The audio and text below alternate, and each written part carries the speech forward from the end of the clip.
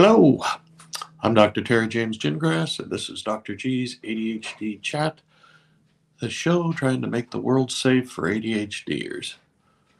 I tell you every week, but some of you are brand new. So I am a clinical psychologist and neuropsychologist. I'm also the parent of a couple of ADHD children. Oh, well, they're adults now. And I am also in a private practice that is, oh God, I'm in 40 plus years now, and I have seen a ton of ADHD families, kids, parents, adolescents, adults, late diagnosed, uh, and so on. So today we're talking about this is the third one, I guess it is, in a series of shows about executive functioning, because everybody's always saying, "Oh, yeah, ADHDers have lousy executive functioning," and then they should learn compensatory strategies. And then frequently, the compensatory strategies are not discussed. Okay, this time we're talking about time sense and time awareness. Okay, ADHDers are consistently poor at monitoring both the progression of time, being aware that, oh, it's getting late, I better hurry up, or using time, managing time, as in how long is it going to take me to get a given project done. And that can be anything from something major at work, or school, getting a report done on time, or that sort of thing. So basically, this leads to a whole bunch of things like missed appointments and being late, not getting assignments done on time, uh, not getting work done on time, missing when you're trying to coordinate with other people, and not being able to get there where get together where you're supposed to get together when you're supposed to get together. Okay, I mean, this is, you would think this is kind of whatever, but it's a chronic problem, and it leads to a lot of discomfort and a lot of distress. I mean, everything from the fourth grader who thinks he can do a 5-page report in 30 minutes before bedtime, to the executive who can't explain to the boss why his report is 2 weeks late or his project is a month late. Those kinds of things have a big impact on life, and especially here in America, where we have a chronic sense of time urgency. Gotta hurry, which is it's partly that is a lot so determined by the society you're in. When I was in the Air Force, I was stationed in England for 4 years, basically, and we had the British attitude towards things, deadlines and so on. Not to worry, all love, all in good time. And after 4 years over there, we came back to America, and I was, good Lord, what are these people in such a hurry about? And we need to watch that. Our time urgency is what's given us stress, which is what's given us heart attacks, strokes, even Alzheimer's, believe it or not. Anyway, so, okay, first, projects. Just getting a project done on time and involves getting a certain amount of minutes spent on it each, say, day or each week, and however you want to break it out. But you've got to break out. That's another thing you have to do, is figure it out, and you've got to get really good at measuring time. I mean, it's not going to come naturally to an ADHDer, but you have to do it. You have to have at least the numbers. How long does it take me to, I don't know, peel a carrot? That's a bit of an extreme, but the things that you're trying to manage, you have to know how long it takes you to do stuff. I mean, are you the kind of person who can do a report. It takes you maybe an hour to do some research, especially with Google and AI and all that other stuff. And now you can get it written in another hour or so. Well, fine. Then you've got it. But to start, you've actually got to time some stuff. You got to get your old stopwatch out and actually see how long it takes you to do things. There's no way around that, because everybody's speed is slightly different. I mean, on average, sure, everybody takes about this long to read a page in a book, say, except we got speed readers, and we got other people who are really fast at reading, and we got other people who are really slow because they read it and they lose their place and they got to come back to it. And you just have to have an objective measure that this is how long it takes you to do things. No judgment, no value judgments, just this is what is. And you have to, be comfortable doing that. You can't be embarrassed. You can't be ashamed. All those things get in the way of adapting and adjusting. You want to be resilient. You have to keep going. You have to keep fighting, the problem. And eventually you have learned how to compensate for it. Okay, so one of the biggest things you've got to have is, and I talk about this all the time with executive stuff, is you have to externalize the executive. Okay, stuff that other people, neurotypicals, can do naturally, you can't.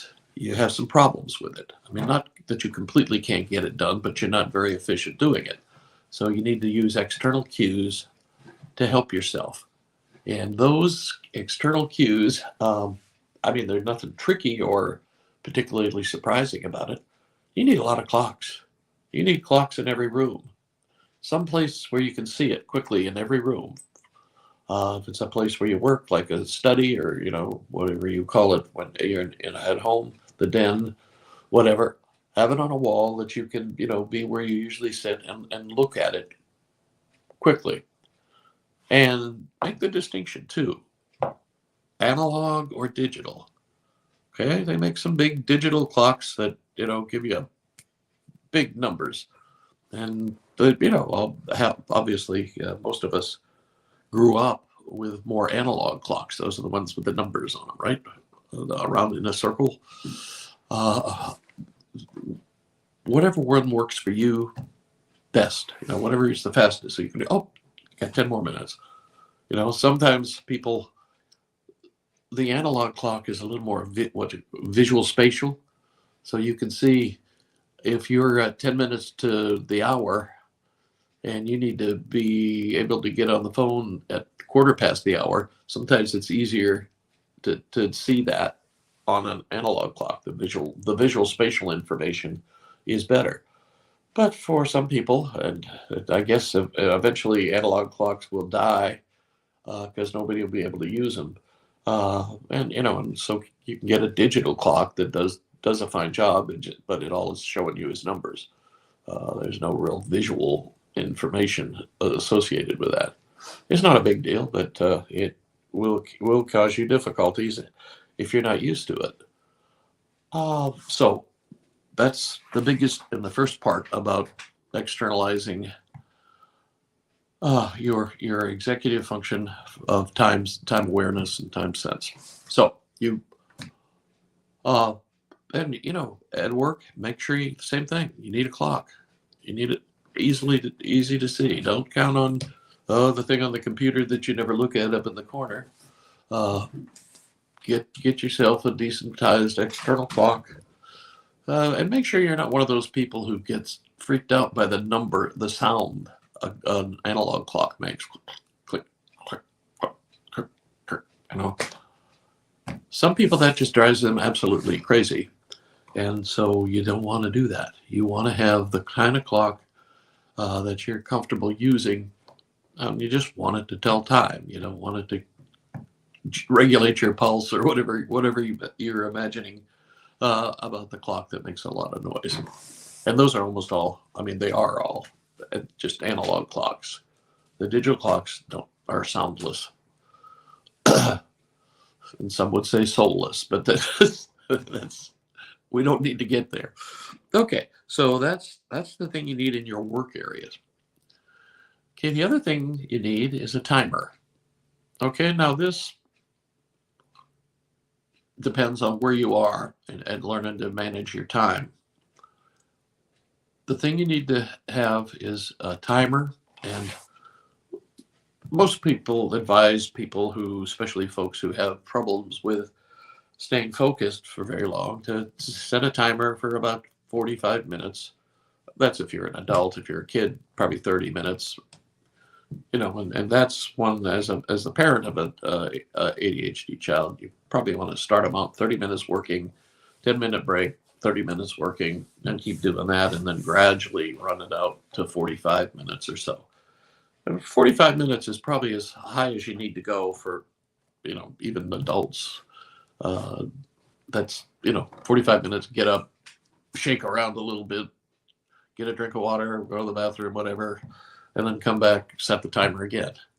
And you want this to be the biggest, funkiest timer you can find. Okay, when they do the Pomodoro effect approach, which you may have heard of, they use a tomato kitchen timer. It looks like a tomato, and you set the timer on the top, whatever you want to use. But you're better off if it's something big and funny looking somehow, and it catches your attention. Something that, I don't know, looks like a big cabbage or whatever, but it's something that grabs your eye. When you're scanning, you don't want it to just be something that fades into the background. It wants to stand out. A bright color, a funny shape, something. Eggplant, a big eggplant timer. That would be interesting. Anyway, but something like that that catches your attention, and you set it for 45. And when it goes off, shut it down. Get up, do whatever you usually do in your breaks. Some people do a few push-ups. Some people run in place. Some people do qigong or something like that. Some people meditate. Some people just go get another cup of coffee and go to the bathroom, and whatever. It's just a break. You can do what you want with it. It's helpful usually if you're working for a long time, especially if it's on something you're not really that crazy about. But you do something physical. Get the dopamine flowing a little bit by running in place for 200 counts or something, 200 steps, something like that. And all you're doing is trying to jack your body up, increase the dopamine production, and allow yourself to continue working. So that will, that gets you through projects. And then don't trust that you will stop something because you should, okay? Because you'll lose track of it, okay? I have a client who she missed a lot of sessions that we had scheduled. And I asked, what's going on? And it was like, okay, she knew she needed to see me on the hour, say, and she had 10 minutes, and she picked a task that took her 40 minutes to do and missed the meeting or missed the session, Don't trust this, things that you can't intuitively do. A lot of neurotypicals are really good at just knowing this is about 10 minutes. Fine. People with ADHD, you can't really trust that because you're not very good at it typically. So know how much you can do in a certain given period of time. And if you don't, be conservative. For her, she should have been in front of her computer 10 minutes early and fine, do something else for a little bit, some short, thing that you do when you're working in an office, instead of starting on a project. But it took her out of the office one time. It wasn't even where she could have gotten to me. And that's not just It's not that that hurt my feelings. It's just I was wondering, where the heck, she wasn't aware. She just couldn't convince herself that she didn't know how long a lot of things were going to take her, and she just constantly missed appointments. And she didn't do it with me. When I was talking to her, she was saying, "Yeah, I do this a lot." Okay, if it's a serious problem, if it doesn't bother you and it doesn't bother anybody else, and you're master of your own fate, fine, do what you like. But if it's causing you difficulties, if it's going to get you fired, all that kind of stuff, you need to pay attention to it. You need to do something about it, and that something is what we've been talking about. First of all, you need to know roughly how long it takes you to do certain tasks. And if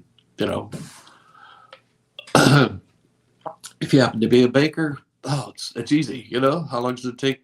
How long do I need to let this dough rise? How long? Those are all timed. And but for most people that are like in businesses where they are the executives, no, there are a lot of things that you don't know, and there are a lot of things there aren't standards for. That you just have got to get your own table, if you will, that shows how long does it take me to do this, and stop watching hand and doing whatever you need to be doing till you get a good idea. You don't need to do everything you do all day long. You don't need to time it, but it wouldn't hurt. But because then at least you'd have some standard to compare it to. And then once you've measured those things, just keep them handy. And if that just seems like too much trouble to you, okay, set a timer every meeting for 10 minutes before the meeting. You want a little alarm. I mean, I'm not sure what kind of electronics you might use. I'm an Apple guy because it's a little simpler. And the Apple Watch, iPad, not iPod, but iPad, the tablets of all kinds, and you can set timers on them, and you can set them to give you a little alarm, 10 minutes before you need to do something. Pay attention to that. So the alarm goes off. You don't want to take on another task to do. Just sit there, get ready for whatever the meeting is that you're going to have, or that sort of thing. And so you're a little early and you're compared. When I was in the Air Force, I had an old Chief Master Sergeant come up to me and say, "Lieutenant, as long as you're in this man's Air Force, if you're 10 minutes early, you're late." So take that into mind. And, because people, won't say a lot, but that irritates the heck out of people, that when you can't show up when you're supposed to show up. So, they may laugh it off, but over time that gets irritating and may cause you to lose promotions and all sorts of bad things. Okay, so that's timers, clocks, scheduled, and actually measure how long it takes you to do some stuff. It can be, I don't know what career field you're in, or that sort of thing, but there are certain things that are standard that you do over and over again. Just know roughly how long it takes you. Doesn't have to be a detailed, to the 10th of a second kind of thing, but you want to know roughly how many minutes it takes you to do stuff. When you do that, keep that handy, someplace where you can see it. So when you're talking on the phone to somebody how much time to estimate things will take. And if you have a child who's having troubles with this at school, which is likely, get him or her to start looking at this. We don't pay much attention to time, except that oh my God, we're going to be late. Okay, we need to pay attention to how we manage time. And that's part of the parent's job to teach. How do you manage time? Well, first of all, you got to be aware of it, aware of the passage. And you can do everything, lots of things with that. How long can you hold your breath?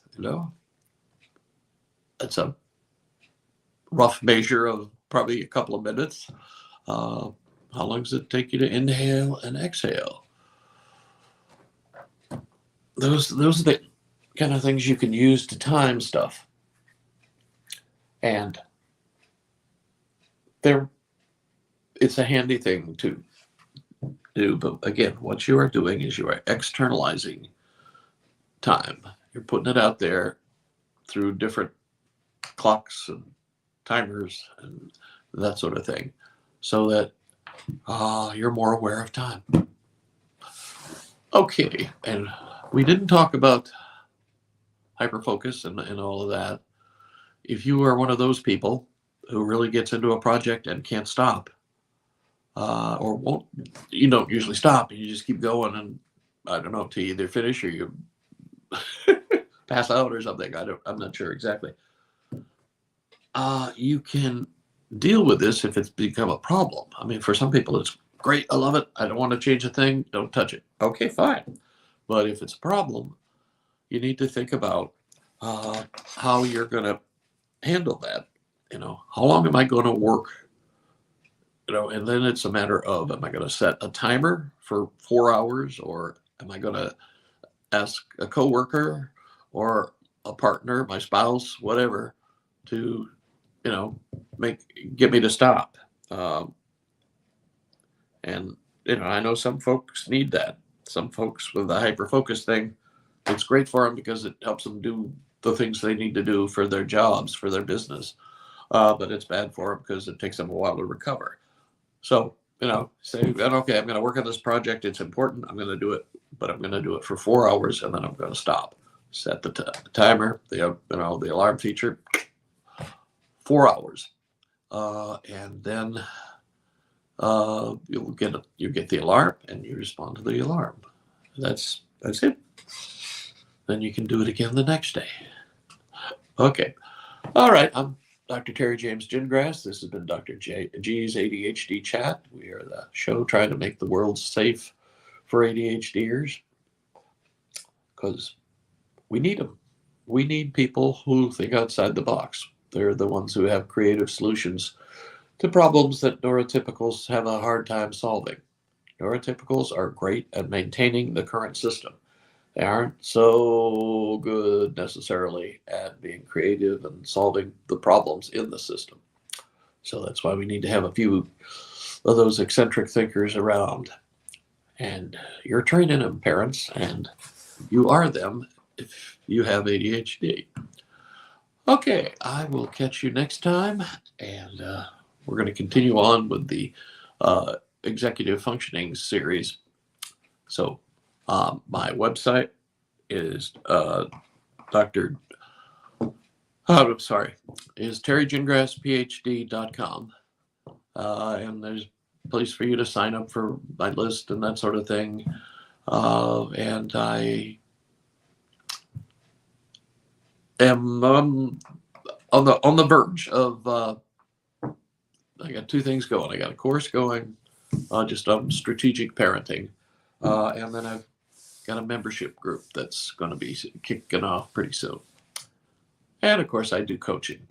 Wow, I'm not going to, I don't want to be a big practice. I don't want to be, working 30 hours of coaching a week or something like that. That's I've already done that with therapy, and it's not what I want to do now at this time and stage of my life. But we'll be doing some of that as well. Okay, we'll catch you next time.